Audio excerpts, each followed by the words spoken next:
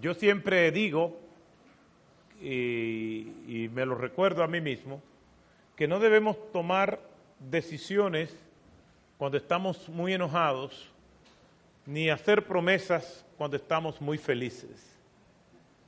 Rafael me agarró en la última y me dijo, en un momento de mucho gozo, de mucha felicidad, relajación total, mira, me gustaría que tú fueras ya a Santiago. Ah, sí, está bien, cuenta con eso. Y no me puse a calcular la dimensión de esa promesa.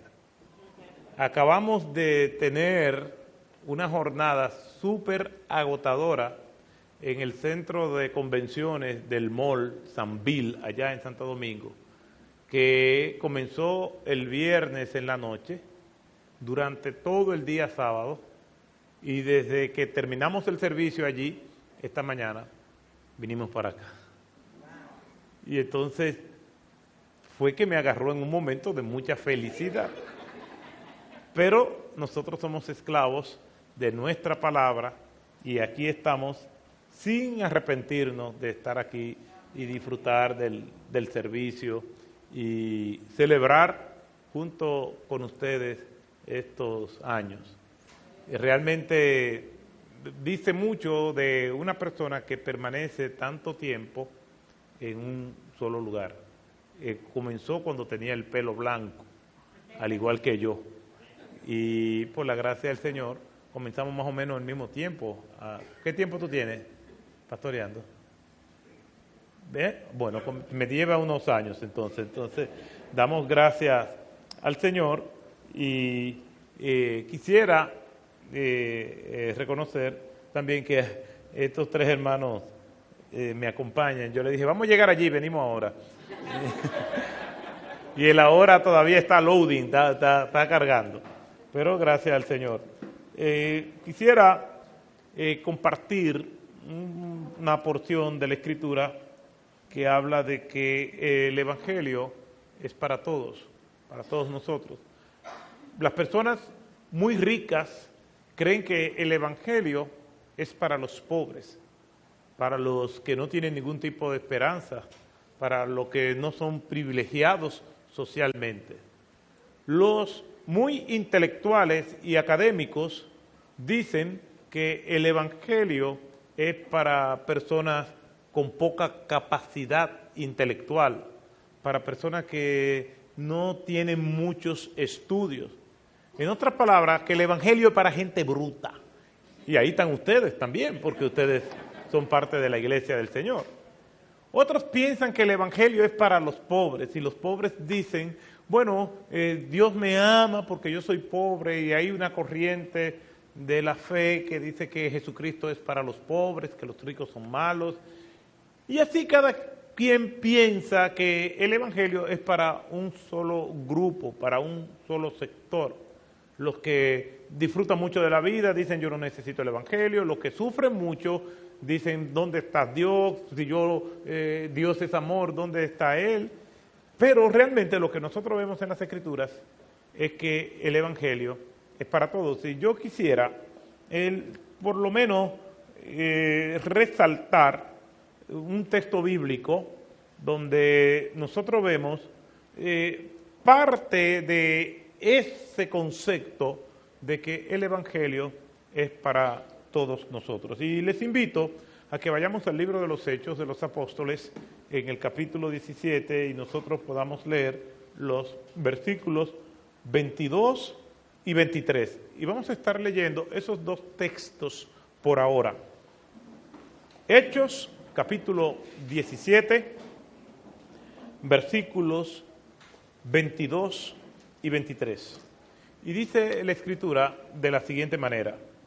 Entonces, Pablo, poniéndose en pie en medio del Areópago, dijo, varones atenienses, percibo que sois muy religiosos en todo sentido, porque mientras pasaba y observaba los objetos de vuestra adoración, hallé un altar con esta inscripción, al Dios desconocido.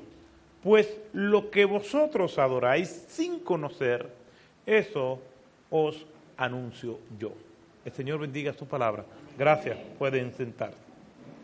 El libro de los Hechos es un libro que forma parte, casi seguro, de un segundo tomo de un libro completo. Ese libro completo es el Evangelio de Lucas y el libro de los Hechos. Originalmente era un libro en 2 tomos y en el orden que nosotros lo tenemos en nuestras Biblias están separados. Es escrito por Lucas porque hay 2 referencias, tanto en Lucas capítulo 1, versículo 1, como en Hechos capítulo 1, versículo 1 y 2, haciendo alusión a un ciudadano, probablemente romano, llamado Teófilo, que probablemente también era un gobernante, una persona de influencia, a quien él le dedica este libro como argumentos apologéticos o defensivos de lo que es la fe cristiana. Primero, el ministerio de nuestro Señor Jesucristo y luego la historia de la iglesia en los primeros 30 a 40 años. Y esto es lo que es el libro de los Hechos. Algunos sugieren que debería de llamarse Hechos del Espíritu Santo a través de los apóstoles y no el Hechos de los Apóstoles porque excluye al Espíritu Santo. Podemos decir también que el libro de los Hechos compone una primera parte que abarca el derramamiento del Espíritu Santo, el sermón de Pedro, las primeras hostilidades y confrontaciones entre el oficialismo religioso judío y los apóstoles y la vida de los primeros cristianos. Hechos capítulo 1, versículo 8 es el último mandamiento de nuestro Señor Jesucristo. Pero recibiréis poder cuando haya venido sobre vosotros el Espíritu Santo y me seréis testigos en Jerusalén, en toda Judea, en Samaria y hasta lo último de la tierra. Esa es parte de la gran comisión, esa sesión, y realmente representan las últimas palabras de nuestro Señor Jesucristo, porque después de decir estas palabras Jesús comenzó a ascender, y vinieron los ángeles y le dijeron, ¿qué hacéis mirando al cielo? Le dijeron a los discípulos, este mismo que ve ascender al cielo volverá, y lo estamos esperando. Y el mandato era que ellos tenían que compartir el Evangelio en todos esos lugares hasta lo último de la tierra. La iglesia comenzó a prosperar, la iglesia comenzó a crecer, y ellos se quedaron ahí. Entonces, dice la Escritura que se desató una gran persecución contra los discípulos y fueron esparcidos por todas partes. Eso lo dice en Hechos capítulo 8, versículo 1. Moraleja, cuando no cumplimos con Hechos capítulo 1, versículo 8, Dios nos manda Hechos capítulo 8, versículo 1, pero su obra, como quiera, tiene que hacerse. Y a partir del capítulo 9, pues entra un nuevo actor en el libro de los Hechos, que es el apóstol Pablo. Comienza con su conversión, el llamado y sus primeros años como nuevo convertido en la fe.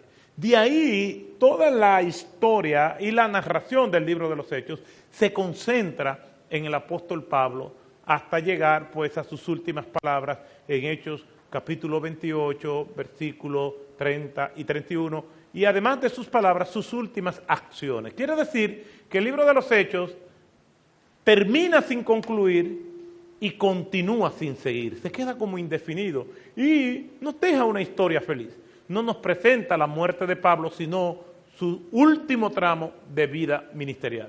El apóstol Pablo nos deja 2 grandes herencias, una mayor que otra.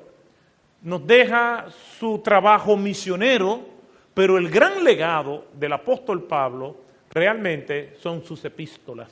¿Por qué? Porque de aquellos lugares donde Pablo fue como misionero, plantador de iglesias, no queda nada.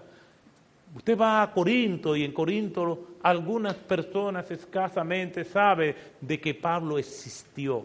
Lugares que antes eran bastiones del Evangelio, hoy es desolación y totalmente ajeno a la palabra de Dios. Entonces, el trabajo epistolar o de las cartas de Pablo es nuestro sistema de doctrina y por lo cual nosotros nos guiamos, lo que quiere decir que ese es su gran legado. Y aquí, en este pasaje, vemos un tramo de esa agitada vida del apóstol. cuando nosotros vamos a 2 Corintios, capítulo 11, versículo 22 en adelante, vemos todo lo que él pasó por la causa de Cristo. En Filipenses capítulo 3, versículo 13, el apóstol Pablo nos enseña que a pesar de todo que eso que él ha hecho por la causa de Cristo, todavía él no ha logrado llegar donde Cristo quiere que él llegue. Y aquí, en este pasaje, comienza con el capítulo 17, desde el versículo 1 en adelante, donde Pablo tiene que salir de una manera abrupta de la ciudad de Tesalónica, porque los judíos comenzaron a conspirar contra él, y tiene que salir inmediatamente. Hace una escala en la ciudad de Berea, allí se encuentra con los hermanos de Berea, que dice la Escritura, que ellos eran más nobles que los demás porque buscaban en las Escrituras a ver si lo que Pablo estaba diciendo era cierto. Y de Berea entonces pasó a la ciudad de Atenas. A la ciudad de Atenas el apóstol Pablo llega escoltado, pero esos acompañantes se van y lo dejan solo. Y queda Pablo allí sin compañía de nadie en la gran ciudad de Atenas. Pablo estaba allí absorto por lo que nosotros estamos viendo en el pasaje. Parece ser que Pablo está por primera vez en la cuna de la cultura y de la civilización antigua. Atenas era el más apreciado tesoro del Imperio Romano. Era la capital de Grecia y era el centro de operaciones de todo el mundo artístico, cultural e intelectual. Roma se había apoderado de todas las ciudades de la antigüedad, pero Atenas, la capital de Grecia, tenía un sabor especial. Tanto es así que Roma invade política y militarmente la ciudad de Atenas, pero Atenas invade culturalmente todo el Imperio Romano. El idioma universal que se hablaba en aquellos días era el griego, a pesar de que el idioma oficial del Imperio Romano era el latín. Pero ya con eso nosotros tenemos una idea del impacto. En otras palabras, el invadido se convierte también en invasor. Y Atenas era la cuna de los grandes filósofos de la antigüedad, Sócrates, Platón y Aristóteles. Allí estaban todos ellos con su gran legado. Era la cuna de la civilización antigua. De hecho, cuando comienza el movimiento humanista en la Edad Media, no era más que un intento de regresar a la antigua civilización clásica que había comenzado en Grecia, y que estos humanistas entendían que fue entorpecido ese desarrollo que llevaba la humanidad por el surgimiento del cristianismo, y había que volver a eso que comenzó a fraguarse en la ciudad de Atenas y en todo Grecia y en todo el mundo antiguo. Pablo está en aquel lugar. Todo intelectual, todo académico, toda persona con inquietudes de saber más acerca de la filosofía, del mundo, de las distintas corrientes de pensamiento, tenía como sueño ir a Atenas. Era un lugar exuberante, con muchísimas edificaciones que sus ruinas permanecen hasta el día de hoy.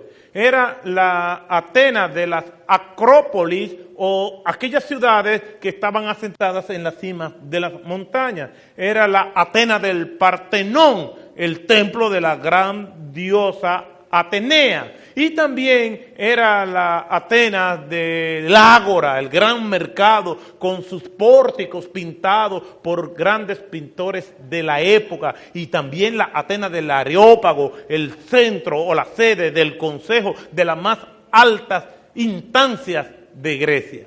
Allí estaba Pablo, provocado quizás por el choque entre sus expectativas de la ciudad y lo que él estaba viendo Cuando uno va a esos lugares, uno tiene deseo de conocer, de ver lo que está ocurriendo allí, de conocer sus monumentos, de conocer sus sitios más históricos o emblemáticos. Pero lo que nos dice el texto bíblico es que Pablo no tuvo deseo alguno de hacer ningún tipo de turismo o tener algunos momentos recreativos o simplemente descansar porque vino de muchos sobresaltos, primero en Tesalónica y luego en Berea. No, el corazón de Pablo está latiendo por algo mayor, está siendo consumido, agitado, y dice el texto que su espíritu se enardecía viendo a la ciudad entregada a la idolatría. Detrás de todos esos edificios emblemáticos, detrás del Partenón, detrás de la Acrópolis,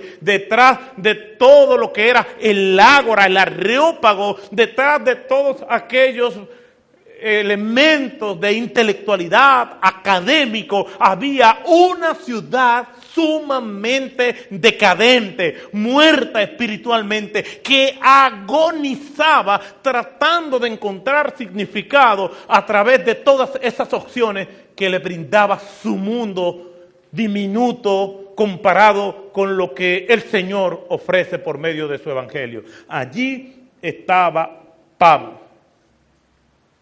Cuando nosotros leemos el texto, vemos que Pablo comenzó a hablar acerca de nuestro Señor Jesucristo. No podía quedarse callado. Dice algunos textos anteriores a esos que comenzamos a leer, que fueron los versículos 22 y 23, que el apóstol Pablo, versículo 18, disputaba con los filósofos epicúreos y estoicos, y algunos decían, ¿qué querrá decir este palabrero? Es una palabra fuerte, ya veremos por qué. Y otros decían, parece ser un predicador de divinidades extrañas, porque les predicaba a Jesús y la resurrección. Lo primero que nosotros vemos es que Pablo no se deja intimidar con los altos grados de intelectualidad y todo el conocimiento académico que todas estas personas ostentaban. Sin embargo, ellos sí trataron de ridiculizar a Pablo. Cuando Pablo discutía con los filósofos epicúreos y estoicos, estaba hablando con dos corrientes filosóficas muy predominantes en la época. Estaban los epicúreos, que eran seguidores del filósofo Epicuro, y estas personas creían en la casualidad, que el mundo surgió al azar. Entendía que no había ningún propósito en la vida todavía. Los críticos hostiles de la palabra de Dios, los llamados ateos, dicen que no existe propósito en la vida, que la vida es simplemente existir y ya, que no hay que buscar un propósito, que no hay significado. ¿Por qué? Porque si tienen una concepción materialista de la vida, entonces lo que quieren decir es que la vida es el aquí y el ahora, de que no hay ningún propósito y que las especies más fuertes van a sobrevivir. Esa es la concepción que estos tienen. Y los epicúreos, como entendían que no había propósito en la vida y que estábamos aquí por casualidad, entonces su meta era vivir lo mejor que se pudiera. En otras palabras, darle rienda suelta al placer y tratar de vivir para satisfacer todas nuestras pasiones, siempre y cuando no le hagamos daño a nadie. Hay mucha gente que piensa así. Mucha gente dice, la vida es una sola y hay que vivirla. Hablando una vez con una señora, me dice, ay, no hay que dejarla, ella es muy linda, que goce su vida y que no se esclavice como yo me esclavicé casándome con este animal, hablando del marido, ¿no? Entonces, hay muchas personas que piensan eso, que la vida hay que vivirla. Como decían los antiguos, comamos y bebamos, que mañana moriremos, decían. Entonces, viven envueltos en eso, en vivir la vida porque es una sola. Los estoicos eran rivales filosóficos de los epicúreos y seguían al filósofo Zenón, ya fallecido. Se reunían en una columna de allá de la antigua Atenas que se llamaba la Estoa, de ahí viene el nombre estoicos. Y estos creían todo lo contrario. Creían que el sufrimiento era bueno para el alma. Tenían ciertas influencias de Platón que decía que nuestro cuerpo es malo, más decadente que cualquier otra cosa y que es la cárcel o la tumba del alma. Y estos estoicos pues vivían así, trataban de ser buenas personas, pero veían las limitaciones y el sufrimiento como un indicador de bondad, lo cual no es verdad. Y muchas personas hoy en día viven de igual manera. Piensan que victimizarse y las calamidades le van a hacer que Dios los salve. Y eso es también una modalidad de salvación por obra. Nosotros no nos vamos a salvar ni porque somos pobres, ni porque somos ricos, ni porque disfrutemos o suframos. Nosotros simplemente somos salvos por la gracia y la misericordia del Señor, que nos escoge según el puro afecto de su voluntad. Y al nosotros entender eso, lo único que tenemos que hacer es darle toda la gloria y toda la honra a Él, porque llegamos a la conclusión que nuestra salvación es obra de Él, y lo único que nosotros pusimos en nuestra salvación fueron nuestros pecados. Por lo tanto, nosotros tenemos que decirle, Señor, gracias. Por eso es que duele tanto el reconocer que Dios es el que da la salvación. ¿Por qué? Porque destruye nuestro ego, y todo lo que destruye nuestro ego nos duele, y queremos ser mezquinos con el Señor en ese sentido. Y Pablo está pues debatiendo con ese tipo de personas hasta que llevan a Pablo al consejo principal. Pablo estaba debatiendo en la sinagoga con los judíos y con los gentiles piadosos, estaba discutiendo en las plazas y estaba discutiendo en el mercado, hablándole acerca del evangelio. No se dedica a otra cosa que no fuera su gran pasión. Ya Pablo había dicho en otras ocasiones, ay de mí si no predicare el evangelio. En eso es que Pablo ha invertido toda su vida, todo su tiempo. Hoy estamos celebrando 38 años, pero no es lo que hemos hecho, sino también lo que falta por hacer.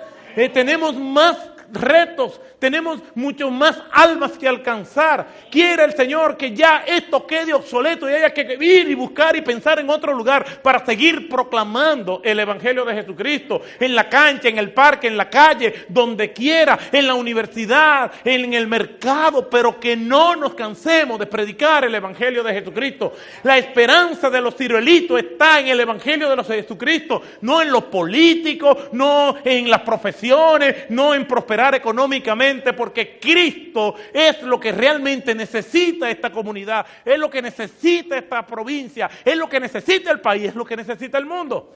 Pablo lo sabía muy bien, por eso estaba predicando constantemente.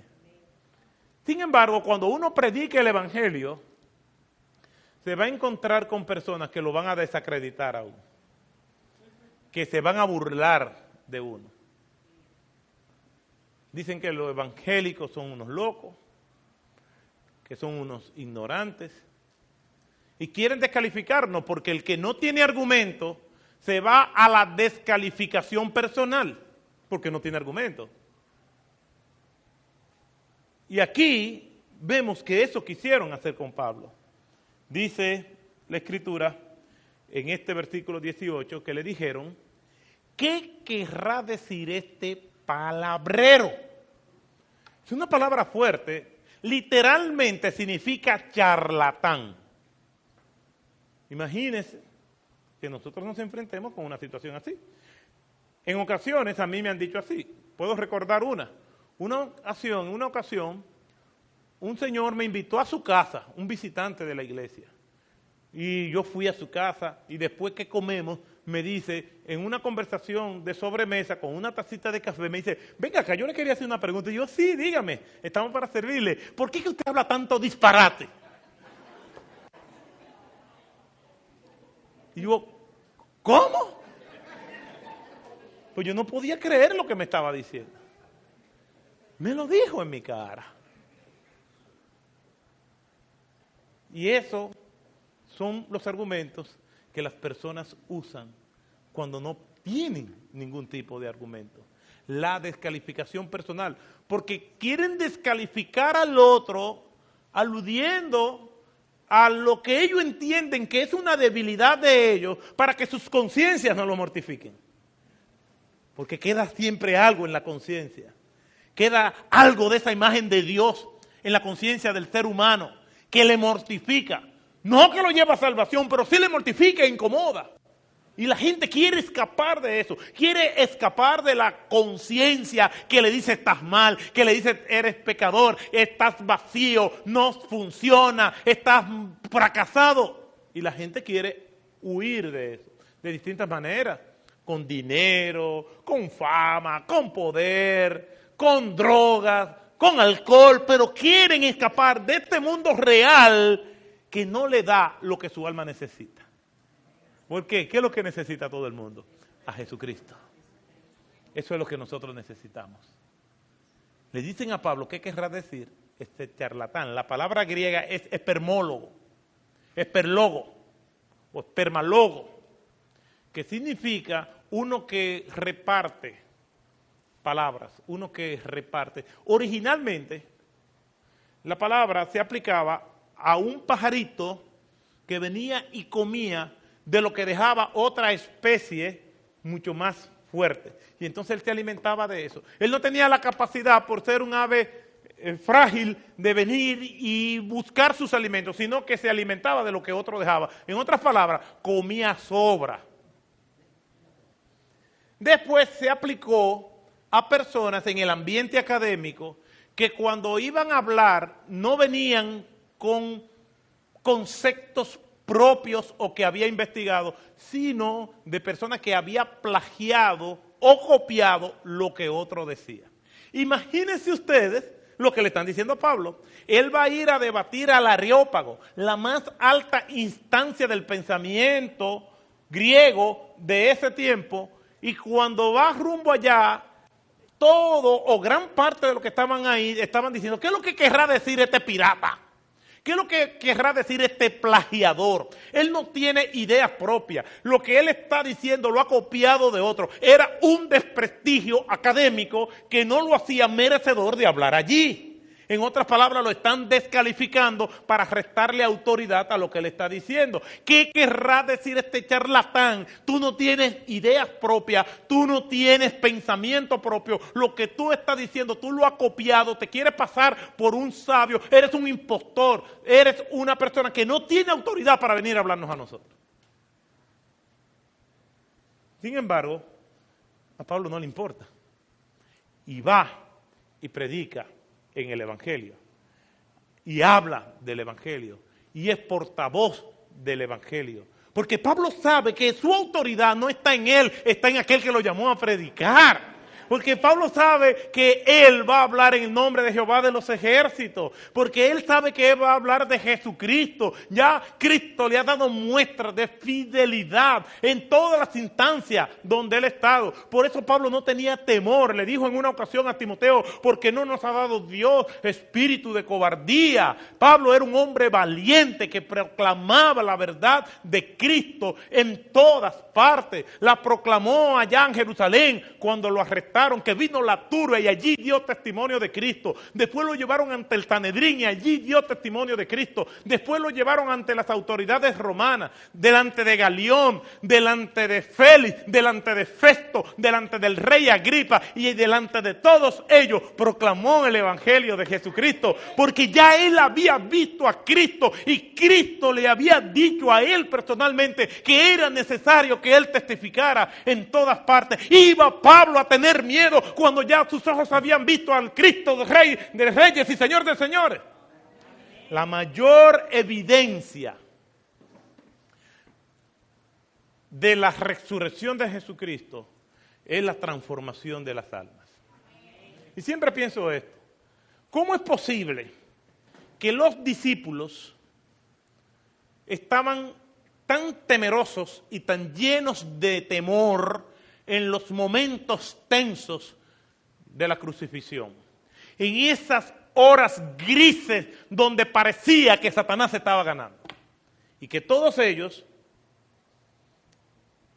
se habían escondido? ¿Cómo puede ser posible que después de la resurrección esta gente no le importa morirse? Al mismo tribunal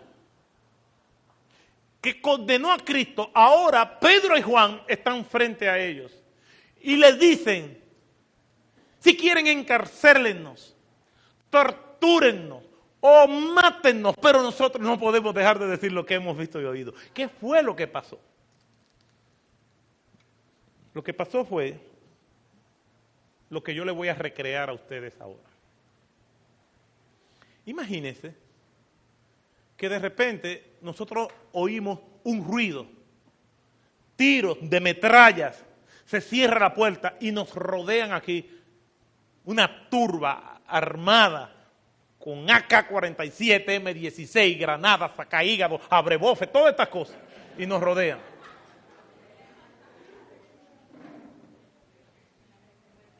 Y nos dicen, los vamos a matar a todos.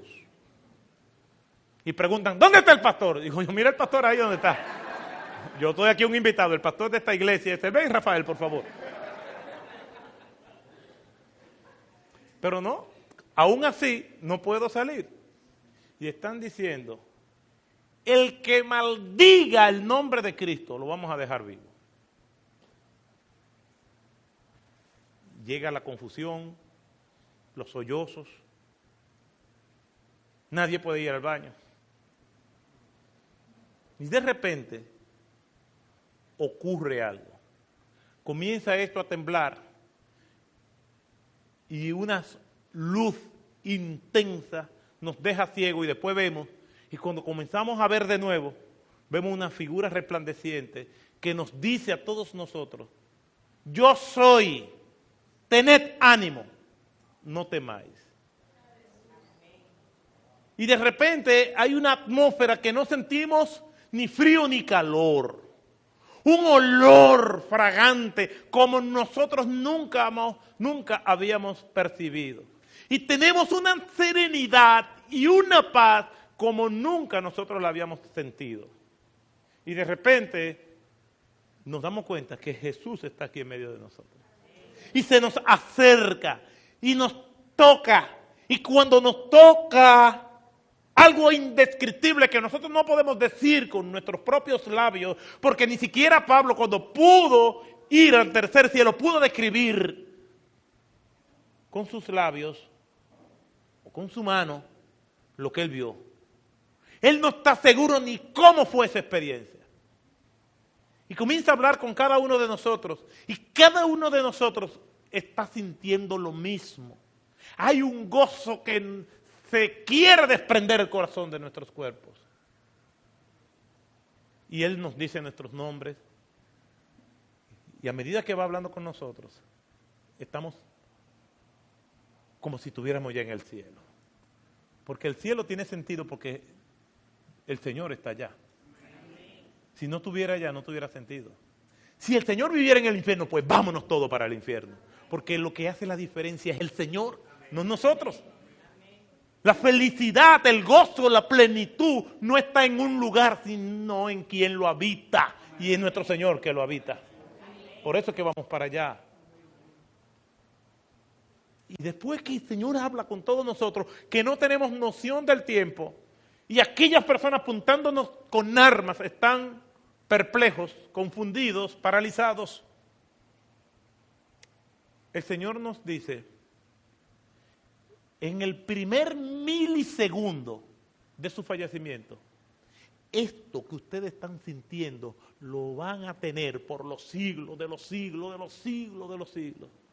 Yo lo único que pensaría es, bueno, Susana, averíguatela como tú puedas, pero yo me voy con Cristo. Eso que nos está diciendo, nosotros lo vamos a tener en el primer instante en que nosotros muramos. ¿Ustedes creen que nos va a importar que nos maten? No nos va a importar.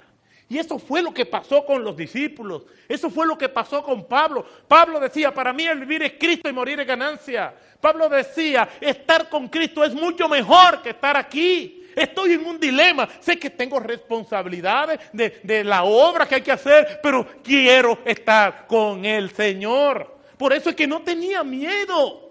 El miedo se va cuando una persona está consciente a quién le sirve y puede recordar, si Dios es conmigo, ¿quién es contra mí? Y ahí está Pablo debatiendo con aquellos individuos que eran hostiles a él. De aquí, nosotros, entonces, podemos sacar 3 conclusiones prácticas de este pasaje. Y están ahí, contenidos. Número 1, el Evangelio presenta la más grande necesidad del ser humano. El hecho de que Pablo estuviera hablando allí a gente rica, a gente intelectual, a gente divulgadores de la cultura, implica que a pesar de todo eso no tenían nada. Porque el que no tiene a Cristo no tiene nada. Y el que tiene a Cristo lo tiene todo. Aquí Pablo le está diciendo a ellos que a pesar de todas esas cosas que le adornaban como seres humanos, lo que ellos tienen es necesidad de Cristo. Dice el versículo 16, mientras Pablo los esperaba en Atenas, su espíritu se enardecía al ver la ciudad entregada a la idolatría. Allí estaban todas esas personas, muy educados pero perdidos, muy ricos pero perdidos, muy encumbrados en su pensamiento intelectual, pero sin ningún tipo de propósito en la vida. El Evangelio presenta, a la luz de lo que nosotros estamos viendo en este pasaje, la más grande necesidad del ser humano. Lucas capítulo 12, en el versículo 15 y en el versículo 20 dice, y les dijo, estad atentos y guardaos de toda forma de avaricia, porque aun cuando alguien tenga abundancia, su vida no consiste en sus bienes. Versículo 20, pero Dios le dijo, hablando del rico necio, necio, esta misma noche te reclaman el alma, y ahora, ¿para quién será lo que has provisto? Ahora que tú dices, bueno, alma mía, disfruta, gózate, esta noche te vienen a pedir tu alma. ¿De quién será? ¿Para quién trabajaste? La necesidad más grande del ser humano es la necesidad del Evangelio de Cristo. En segundo lugar, este pasaje también me confirma que el Evangelio produce la más grande misión del cristiano. En primer lugar, presenta la más grande necesidad del ser humano. Y en segundo lugar, produce la más grande misión del cristiano, que es la proclamación del Evangelio. No estoy hablando del propósito nuestro como creyentes, sino nuestra misión como cristianos. Son 2 cosas diferentes. Mi propósito principal y el propósito del creyente es vivir para la gloria y la honra de nuestro Señor. Cuando nosotros vamos al Antiguo Testamento nos encontramos con más de 40 referencias directas que nos confirman que todo lo que Dios hace, lo hace para su gloria. Para su gloria, el Señor dice al pueblo hebreo, te saqué de Egipto para mi gloria, te sostuve en el desierto para mi gloria, te di alimento que tú no conocías para mi gloria. Cuando vamos al Nuevo Testamento, encontramos también lo mismo. En el libro de los Efesios, en el capítulo 1, en el versículo 6, en el versículo 12, en el versículo 14, el apóstol nos dice que nosotros hemos sido creados para la alabanza de la gloria de Cristo. Y tanto a los colosenses como a los corintios nos dice que todo lo que hagamos, sea de comida o de bebida, debemos hacerlo para la gloria del Señor. Ese es nuestro propósito, la adoración, la contemplación, exaltación del nombre de nuestro Señor Jesucristo. El pastor Eli Alexander, cuando estaba haciendo su tesis doctoral, entrevistó ya en los últimos años al doctor Martin Lloyd-Jones. Y le preguntó, doctor Lloyd-Jones, ¿cómo usted resume todo lo que usted ha escrito, todo lo que usted ha predicado? Y él dijo, vivir para la glorificación y exaltación del santo nombre de nuestro Señor Jesucristo. Realmente esa es la prioridad de la iglesia. Pero, ¿cómo nosotros vamos a buscar más personas que adoren a Dios? A través de la proclamación del Evangelio. Marcos capítulo 1, versículo 17, el primer mandato de Cristo: venid en pos de mí y os haré que seáis pescadores de hombres. Hechos 1:8, ya lo vimos, tiene que ver con la predicación del Evangelio. Y aquí está Pablo predicando el Evangelio de Jesucristo, predicándole a estas personas sin temor, sin ningún tipo de preocupación. Viene huyendo de Tesalónica, sigue pasando por Berea y está aquí, pero aquí está predicando el Evangelio. Hay personas hostiles que lo desprecian, que lo están calumniando, que están prejuiciadas con él, pero a él no le importa, está predicando el Evangelio. ¿Por qué? Porque el Evangelio produce la más grande misión del cristiano. Y eso es lo que hace, y lo debe hacer toda persona. Una de las evidencias de que una persona es cristiana verdadera es que comparte el Evangelio con otra persona. Mire lo que dice acerca de la mujer samaritana. En Juan capítulo 4, versículo 39. Una mujer que estaba huyendo de las multitudes, que iba a buscar agua a la hora sexta, a las 12 del mediodía, cuando las mujeres buscaban agua a las 6 de la mañana. Pero no quería hablar de su vida con nadie. Huía de las personas. Y aquí nos dice que esta mujer de aquella ciudad, muchos de los samaritanos creyeron en Cristo por la palabra de esta mujer que daba testimonio de lo que Cristo había hecho con ella. ¿Cuánto tiempo tenía que se había encontrado con Jesús? El mismo día, y ya estaba testificando de Cristo. ¿Por qué? Porque no podemos dejar de decir lo que hemos visto y oído. Porque todo aquel que tiene a Cristo tiene una hermosa historia que contar. La historia de la redención, la historia del amor, la historia de la gracia de Cristo. Y por último lugar, el Evangelio provoca la más importante decisión del ser humano. Esto es importante. Vimos en primer lugar que el Evangelio presenta la más grande decisión del ser humano. En segundo lugar, vimos que el Evangelio produce la más grande misión del cristiano. Y aquí en último lugar, vemos que el Evangelio provoca la más importante decisión del ser humano. Versículo 34 de este mismo capítulo 17. Pero algunos, después que Pablo predicó, se unieron a él y creyeron, entre los cuales estaban Dionisio, el Areopagita, uno de los líderes de aquel consejo, una mujer muy importante llamada Damaris, porque cuando se mencionan nombres propios en la Escritura denota cierta connotación de las personas, y otros más. Pero hubo respuesta del Evangelio. Pablo predicó, confrontó, y el Espíritu Santo del Señor hizo el resto. Hubo cosecha de personas que allí estaban, que respondieron al Evangelio. Entonces, ¿qué es lo que hay que hacer? Proclamar el Evangelio. En estos 38 años hay que celebrarlo. Miramos hacia atrás y vemos una historia de gracia. Miramos hacia adelante y eso que nosotros estamos mirando hacia adelante es la historia de la fe que nosotros tenemos en Cristo Jesús. ¿Por qué? Porque queda mucho que recorrer. Celebremos, demos gracias al Señor, glorifiquemos, proclamemos a los cuatro vientos que estamos agradecidos del Señor. A Él sea la gloria y la honra. Y miremos hacia adelante y digamos, Señor, si tú vas con nosotros, nosotros entonces estamos dispuestos a ir donde tú quieras. Decía David Livingstone, el gran explorador, médico y misionero al África, iré a cualquier lugar si Dios va conmigo. Que el Señor les bendiga y nos permita decir lo mismo.